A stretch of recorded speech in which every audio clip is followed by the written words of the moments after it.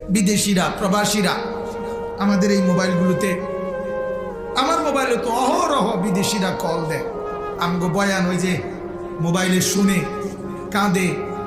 তো বলে, আজকেও এক লোক কাঁদা বলছে যে হুজুর বাড়িতে সবার কাছে বলতে পারি না যে কি কষ্টে আছি, কি পেরেশানিতে আছি, কি অস্থিরতায় আছি জিন্দিগিটা।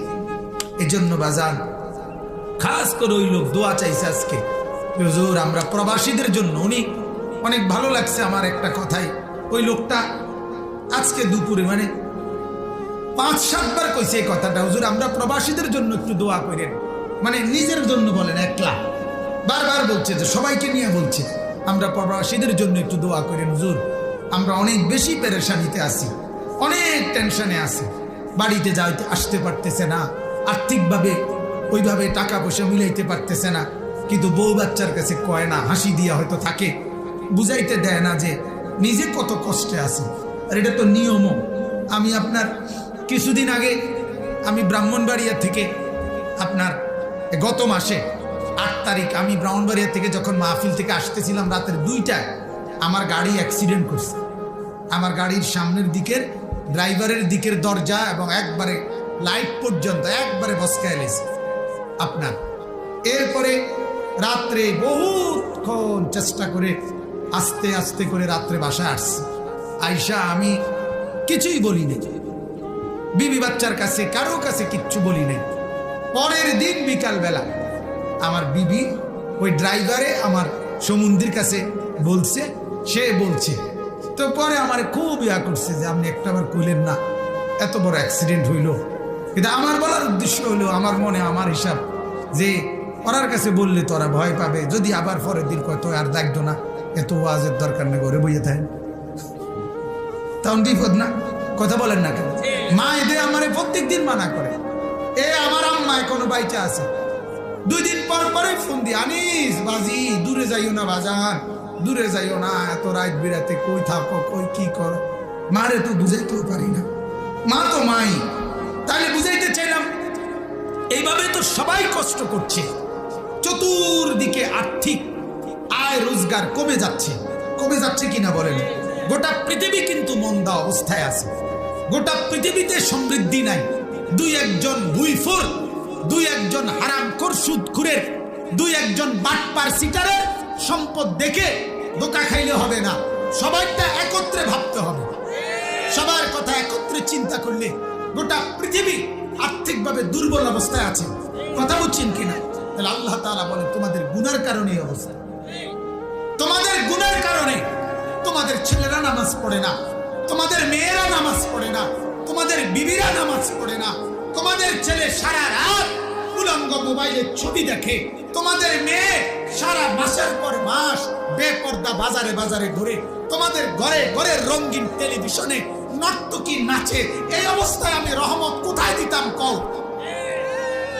মুসলমান আপনি বলেন, আপনার ঘরে যদি ছেলেটাও আজকে 6 মাস ফজরের নামাজ পড়ে নাই, মেয়েটাও ফজরের নামাজ পড়ে না, বিবিও নামাজ পড়ে না, আপনার বউ পর্দা করে না, আপনার মেয়েও পর্দা করে না, আপনি বাজারে ব্যবসা করেন হারাম সুদের, অথবা ধোঁকা দেন, অথবা ওজনে কম দেন, অথবা মিথ্যা বলেন, অথবা প্রতারণা করেন, তাইলে আপনিও করেন বাটফারি, আপনার বউ করে বেপরদিগি, আপনার ছেলেও করে উলঙ্গ ছবি দেখা দেখি, তাইলে মালিক রহমত কোথায় দিত?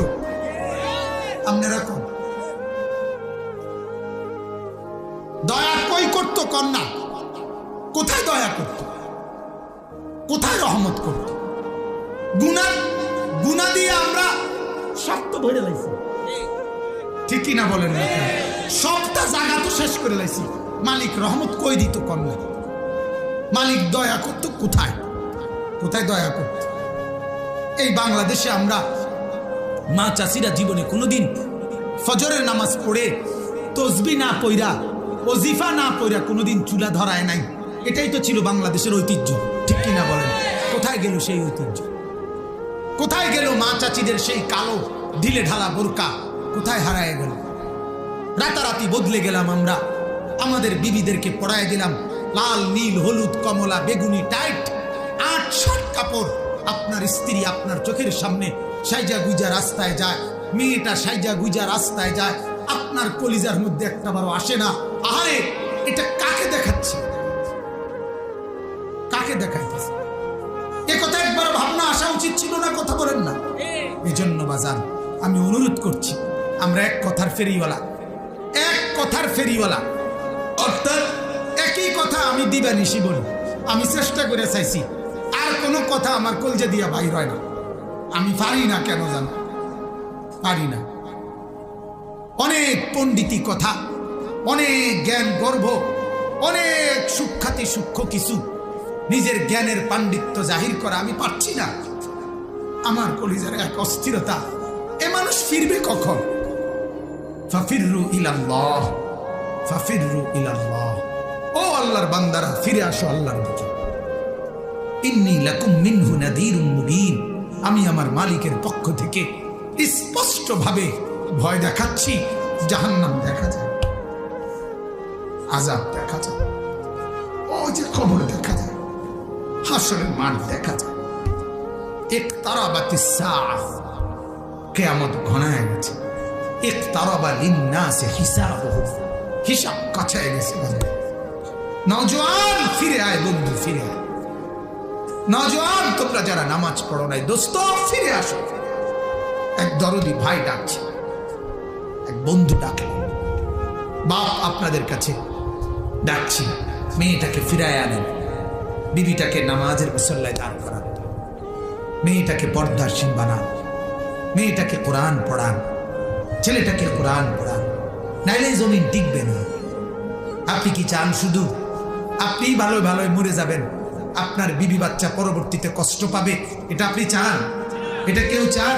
তাহলে আগামীর পৃথিবীতে গুনায় ভরা ফ্যামিলিটাকে, ছেলে নামাজ পড়ে না, মেয়ে নামাজ পড়ে না, পর্দা করে না, টেলিভিশন দেখে, এই অবস্থায় রেখে কেমনে কবরে রওনা দিছে? ওই বাপ কেমনে কবরে রওনা দিছে? এই মুসলমান কেমনে কবরে রওনা দিছে? কি অবস্থায় রেখে যাচ্ছ বিবিরে? ছেলেটাকে কি অবস্থায় রেখে যাচ্ছ? মেয়েটাকে কি অবস্থায় রেখে যাচ্ছ? এই ঘর কি অবস্থায়? সবাই টেলিভিশনের সামনে বহাইয়া, নর্তকীর নাচের সামনে বহাইয়া কবরে যাচ্ছ মুসলমান। হায় হায়, আল্লাহ আমাদেরকে মাফ করে দেন। যাহারাল ফাসাদু ফিল বাররি ওয়াল বাহর বিমা কাসাবাত আইদিন নাস মা আসাবাকুম মিন মুসিবাতিন ফাবিমা কাসাবাত আইদিকুম। আল্লাহ বলে, যেখানে যত মুসিবত, তোমার গুনাহ। কি কি বলে? গুনাহ। একটা পিঁপড়া যদি কামড় দেয় আঙ্গুলে, আমার গুনাহ। একটা কাঁটা বিঁধলে আমার গুনাহ, আমার গুনাহ। লিউযীকাহুম বা'দাল্লাযী আমিলু, আল্লাহ বলে তোমারে মুসিবতে ফেলি তোমার গুনার কারণে। আল্লাহ বলেন এটাও আমার দয়া, তোমারে আমার মুসিবতের মধ্যে দয়া। কি দয়া? যাতে করে লাআল্লাহুম ইয়ারজিউন, আমি একটু তোমার অপরাধ যদ্দুর, মুসিবত অদ্দুর। না না, বুঝেন নাই কথা? অপরাধ যদ্দুর, মুসিবত অদ্দুর, তাহলে আর বিচার হইব কিতা? কখন অপরাধ যদ্দুর, মুসিবত যদি এদ্দুর হয়, হাসরের মাঠ কিত্ত আর কথা বলেন না কেন? তো আর পরকাল কিতা আবার? আল্লাহ তাআলা বলেন তোমার মুসিবত যদ্দুর, আরে মানে নাফরমানি যদ্দুর, গুনাহ যদ্দুর, পাপ যতটুকু, আমি আল্লাহ তার লক্ষ কোটি ভাগের এক ভাগও, কোটি কোটি ভাগের এক ভাগও শাস্তি জমিনে দেই না। একেবারে সামান্য, একেবারে সামান্য।